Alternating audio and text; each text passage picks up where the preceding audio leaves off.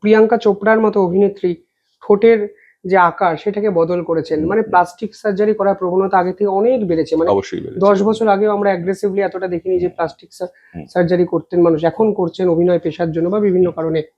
এইটা ত্বককে কতটা প্রভাবিত করে? না, এটা একটা ব্যাপার কি জানো তো, ধরো প্লাস্টিক সার্জারিতে যেটা হতো, কারো ধরো কানটা ছোট, কারো ধরো নাকটা বেঁকা, কারো ধরো একটা চোখ ছোট, ছোটবেলা থেকে এগুলো কতগুলো প্রাকৃতিক অসম্পূর্ণতা ছিল, সেটা ঠিক করার জন্য আমাদের প্লাস্টিক সার্জন বন্ধুরা সেগুলো ঠিক করে দিলেন। দুটো চোখ এক করে দিলেন, কানের লতি দুটো একটা ছোট ছিল সেটা ঠিক করে দিলেন, বা লতিটা কাটা সেটা ঠিক করে দিলেন। সেগুলো হচ্ছে যে অসম্পূর্ণতাটা ছিল সেটাকে আমরা ঠিক করে দিলাম।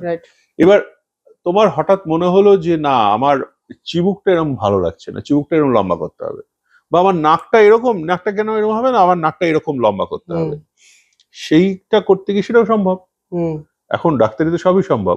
সেটা করতে গিয়ে হয় বিপদ অনেক সময়, যদি একজন প্রশিক্ষিত প্লাস্টিক সার্জনের কাছে করা হয় অসুবিধা হয় না, কিন্তু একজন অপ্রশিক্ষিত একজন কোয়াকের কাছে যদি যান তাহলে অবশ্যই সমস্যা।